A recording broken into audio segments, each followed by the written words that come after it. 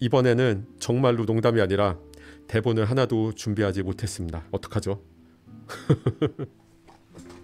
중요한 이번 주도 굉장히 중요한 사건들이 있었죠. 예, 오늘 캐나다 연방 신임 총리가 부임한 거 다 알고 계시죠? 선서식 한 거, 마크 카니 리버럴당 신임 대표가 정식 총리로 부임을 하고, 그리고 새로운 캐비넷을, 내각을 발표를 했어요. 그래서 장관들 쭉 발표를 했고, 트리도 때 37명이었던 장관 수가 23명으로 줄었습니다. 엄청나게 많이 줄었죠. 예, 다이어트를 크게 했어요. 이번에 이제 마크 카니 정부가 새로 출범을 하면서 쿼던컷 새로 출범을 하면서 장관들을 쿼던컷 싹 갈았는데 싹 갈지 않았죠 사실은. 예. 좀 이따가 얘기하겠지만 몇 명 빼고 다 기존 인물들이고요. 그리고 또 퀘벡 쪽 분들을 상당히 우대를 했어요.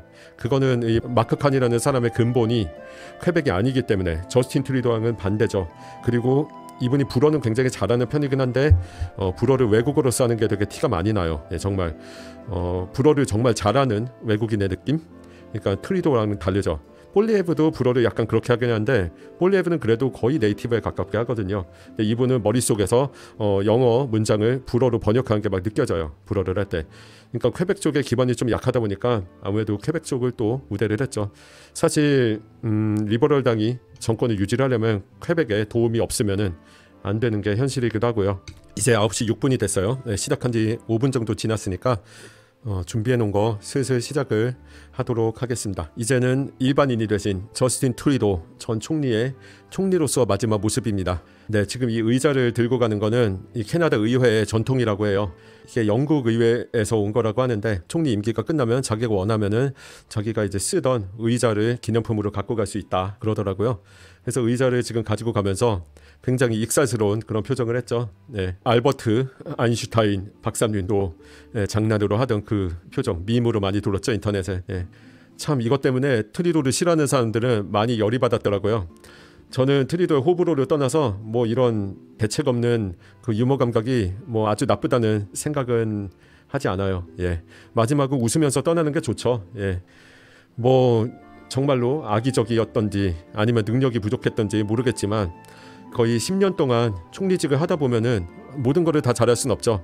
그리고 시간이 가면 갈수록 삽질하는 게 점점 정립이 되고 비호감 스택이 쌓이고, 참 10년을 했으면은 안 쌓일 수가 없어요. 한국이랑 비교해 보세요. 한국은 대통령 얼마 되지도 않, 절반밖에 되지 않는데 지금 트리도의 임기에 비해서 비호감 스택 엄청 쌓잖아요. 그 짧은 기간 동안. 예. 근데 이 표정이 상당히 내추럴해요. 혹시 이거 아세요? 2001년에 이 소위 블랙페이스, 그러니까 약간 레이시즘의 상징 같은 그런 표정을 지어가지고 논란이 됐던 적이 있어요. 그리고 공식 석상에서 트리도가 그때는 아무 생각이 없었다, 참 치기 어렸던 때다, 그리고 사과를 하기도 했죠. 2001년 파티 때 모습이라고 합니다. 참 뒤에 이 날비 넥타이 메고 있는 분들도 있죠.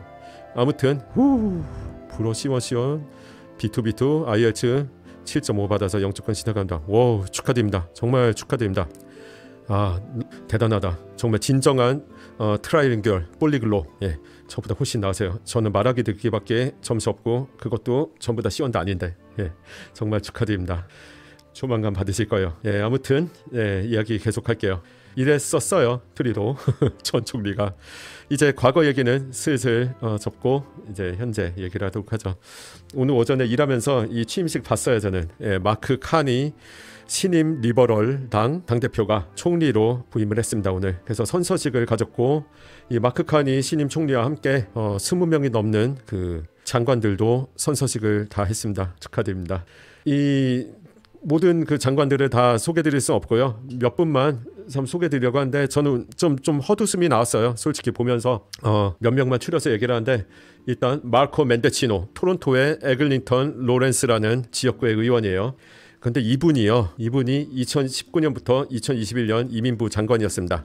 이분 뒤에 2021년부터 2023년 가을까지 장관을 한 그 션 프레이저 장관 있죠. 제가 방송에서 참 많이 깠었던 그 두 사람이, 이 멘데치노와 프레이저가 콤비로 캐나다 이민을 상당히 아사리 반으로 만들었고, 그 뒤에 마크 밀러 장관이 부임을 해서 참 2년이 채 안 되는 시간 동안 1년 8개월이었나 부임 기간이 그 정도인데 똥 치우는 일만 하다가 스포일러지만 이미 이 방송에 이 라이브 제목에서 보셨겠지만 네, 잘리셨죠. 아무튼 참 똥 치우느라고 고생한 사람은 잘리고 네, 이 원흉이 되었던 이 멘데치노 이분은 작년 말에 리버럴당이 망하는 분위기가 되니까 총선 출마 안 하겠다고 선언까지 했는데 이번에 Chief of Staff 비서실장으로 임명이 됐습니다. 카니 총리가 승진을 시켜줬습니다. 예. 그리고 애니타 아난드 온타리오주 오크빌의 MP예요. 참 좋은 동네 MP시죠. 지난 교통부 장관이시고 이분도 이제 리버럴당이 싱킹십이 되는 분위기가 되니까 총선 출마 안 하겠다고 선언을 했는데 예, 급철회하시고 이번에 혁신과학산업부 장관 상당히 유력한 위치인데요. 예, 승진하셨습니다. 그리고 스티븐 기보 이분 이름은 들어보신 적이 좀 있으실 수도 있어요. 몇 분. 장관인데 정말 어지간한 그 극단적인 환경주의자로서 거의 액티비스트에 가까운 그런 행동들을 많이 했고 그리고 캐나다 서부 쪽이랑 갈등이 상당히 많았어요. 환경부 장관일 때 파이프라인을 극렬 반대하는 사람이거든요. 안녕하십니까. 반갑습니다. 예. 인사는 조금 이따 할게요. 그런데 이분도 캐나다 이번 신설된 부서인데 캐나다 컬처 앤 아이덴티티 미니스트리 거기에 장관으로 임명이 되었고 그 CBC 이제 정치 패널들은 환경부보다 더 승진한 거다 이렇게 얘기를 합니다. 이 좀 이름이 특이한데 그 기존에 있던 그 랭귀지부 있죠. 오피셜 랭귀지 미니스트리가 사라졌어요. 그리고 여기로 통폐합이 됐습니다. 그러니까 두 개 부서를 하나로 합친 거나 마찬가지인데 이분이 거기에 이제 임명이 되셨고 이 풀네임이 이게 전부가 아니에요. 그 파크 캐나다라고 이제 캐나다의 그 국립공원도 여기에서 담당을 하고 하나가 더 있다. 퀘벡 리트넌트. 그 퀘벡 쪽도 이제 전담해서 담당하는 퀘벡 쪽과의 커뮤니케이션을 담당하는 정말로 중요한 위치에 서게 됐습니다. 그러니까 그 카니가 이제 총리가 되면서 뭔가 새로운 게 있을까 하는 기대감이 들면서도 지금 새로운 내각의 거의 90%가 기존 인물들이고 이렇게 부서만 좀 바뀌고 기존의 얼굴들이 많이 그대로 자리 유지하고 있습니다. 그리고 그 키아리 채널의 친구 동반자였던 마크 밀러 IRCC 장관은 전격 해고됐습니다. 네, 해임되셨고요. 물론 MP 자리는 유지를 하겠지만요. 마크 밀러가 잘린 거는 트리도 전 총리의 완전 최 측근이자 고등학교 때부터 친구였기 때문이고요.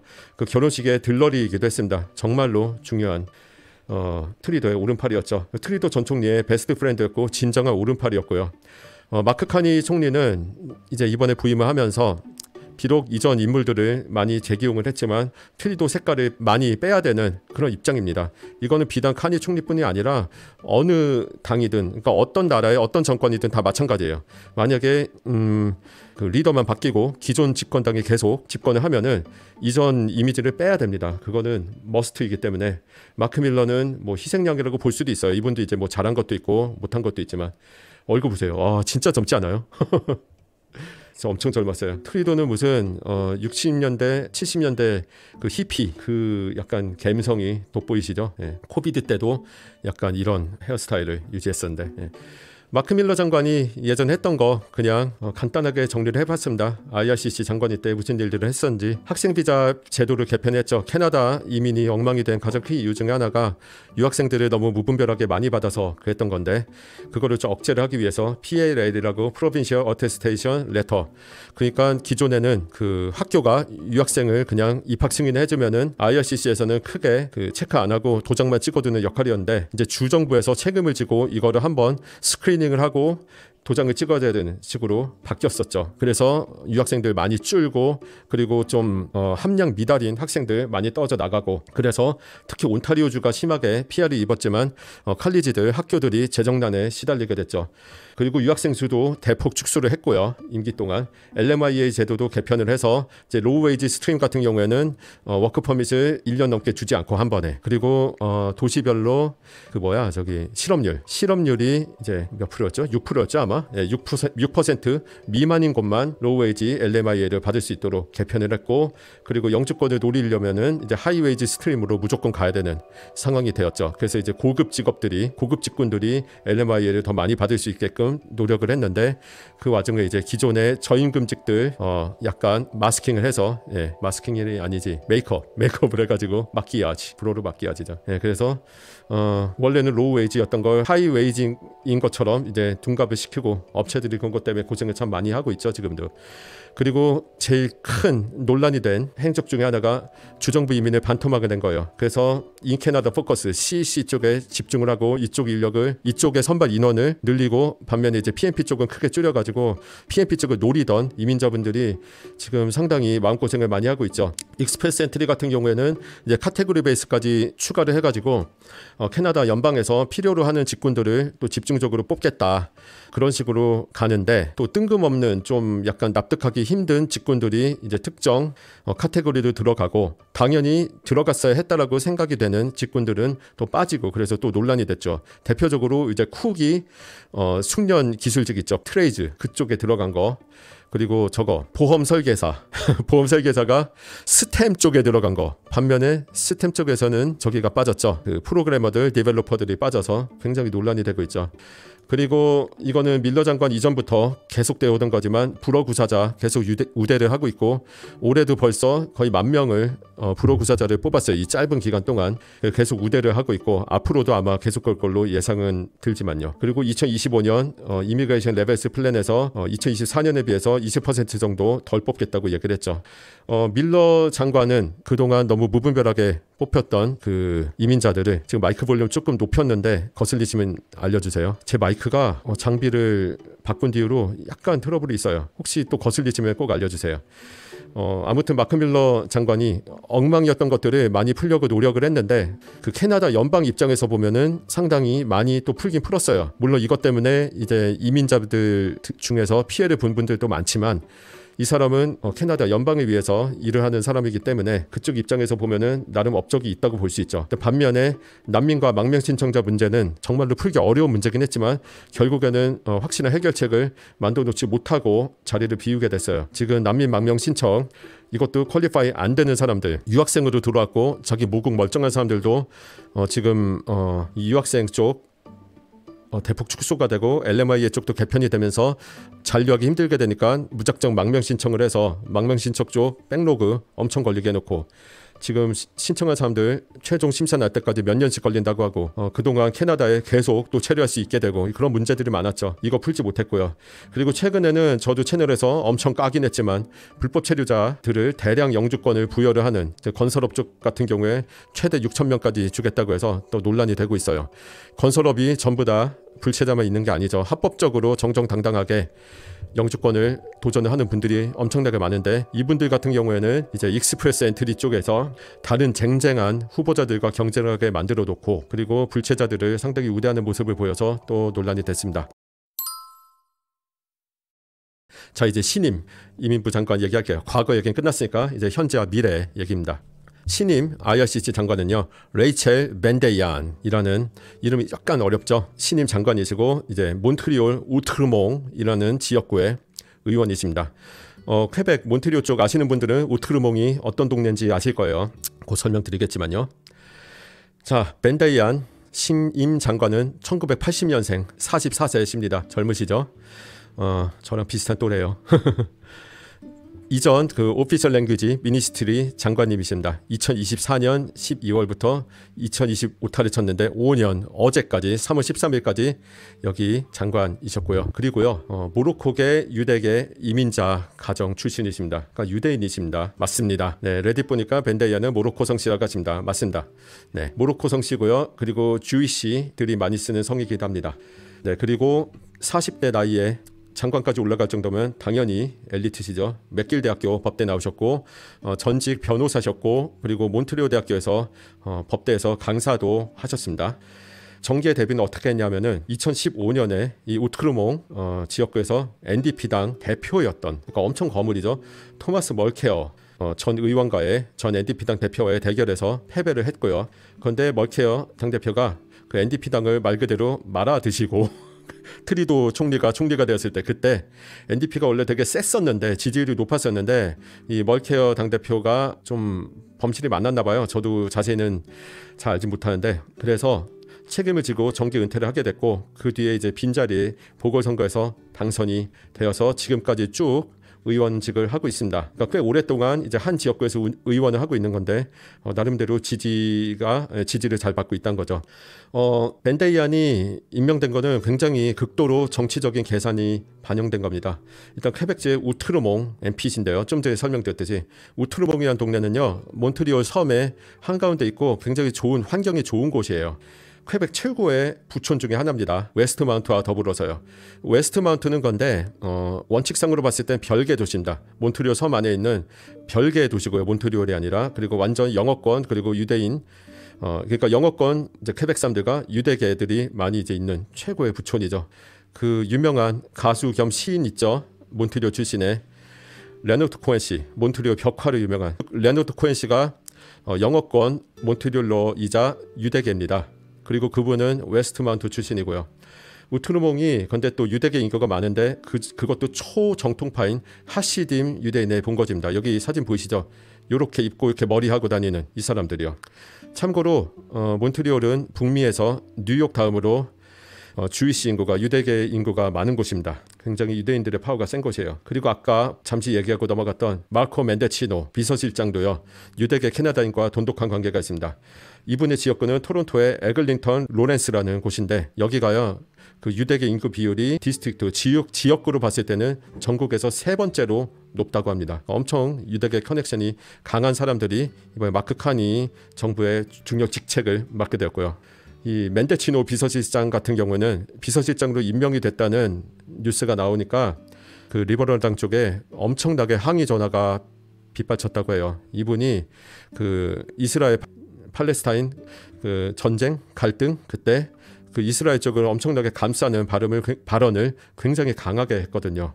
그래서 이제 팔레스타인 쪽을 지지하는 사람들한테는 굉장히 반감을 많이 샀어요. 그래서 벤데이안 IRCC 신임 장관이 부임을 함으로써 이제 뭐 어떻게 될까?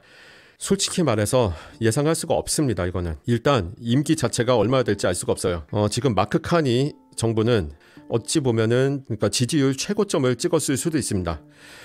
아랫동네에서 미국에서 도널드 트럼프 신임 대통령이 계속 캐나다한테 계속 강경하게 나가고 있죠. 강경하게 나가고 있다라는 표현은 굉장히 점잖은 표현이에요. 참고로 사석에서는 이렇게 점잖게 표현 안 합니다. 저는 뭐 캐나다 51번째 주 얘기부터 시작을 해서 뭐 관세도 있고 여러 가지로 지금 캐나다를 힘들게 하고 있는데, 그러다 보니까 이렇게 국가에 위기가 생기면은 기존 정당이 지지율을 더 얻을 수밖에 없어요. 그래서 기존 리버럴 당이 그 인기 없는 트리도 총리가 총리였을 때도 지지율이 계속 오르던 추세였는데, 마크 칸이 지금 신임 총리가 오늘 공식적으로 총리가 되기 전에도 이미 이제 지지율이 많이 오르고 있었죠. 칸이 각이 있으니까요. 딱. 그래서 지금 리버럴당 입장에서는 물 들어올 때 노젓는다고 지금 빨리 몇 주 내로 이제 조기 선거를 콜하고 선거를 들어갈 수도 있습니다. 승산이 있다고 생각하고요.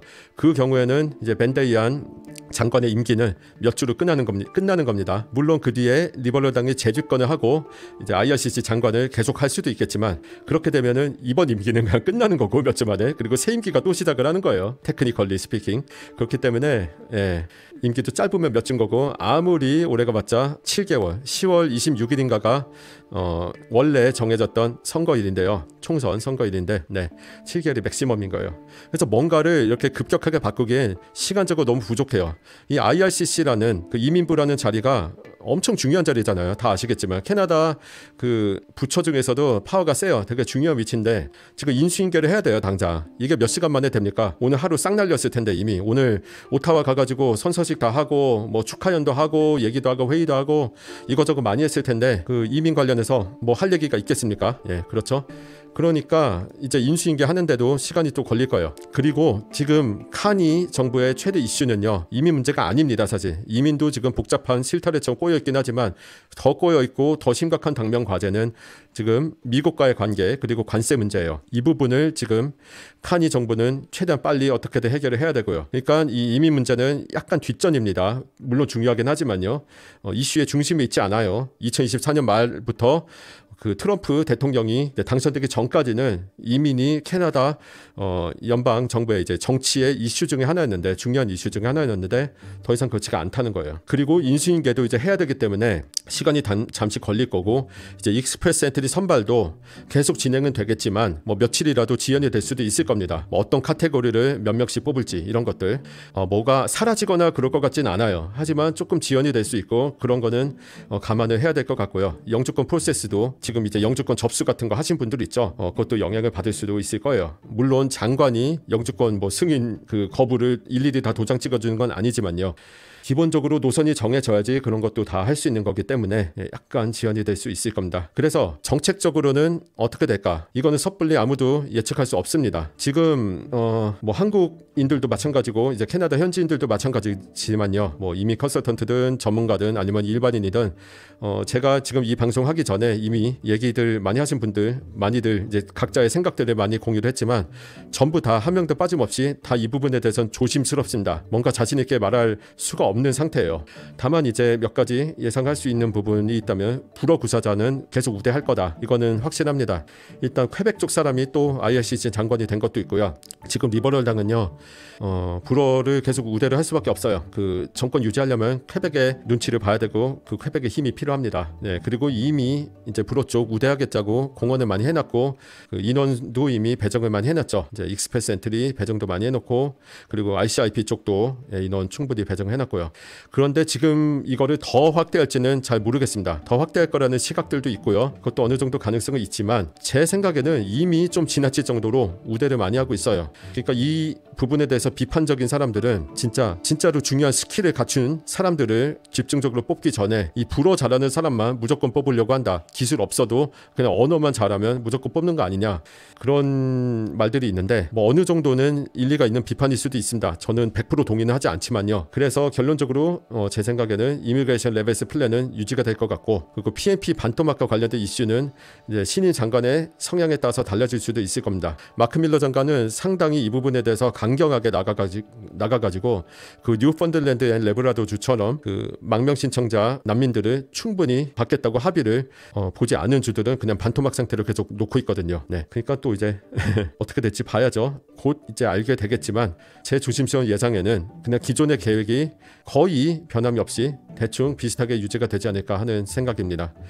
재밌는 게 지금 요 페이지 나오고 요 얘기 딱 하니까 라이브 챗에 계시던 분들이 한 20분이 쫙 빠졌어요. 이 부분이 엑기스였던 거예요.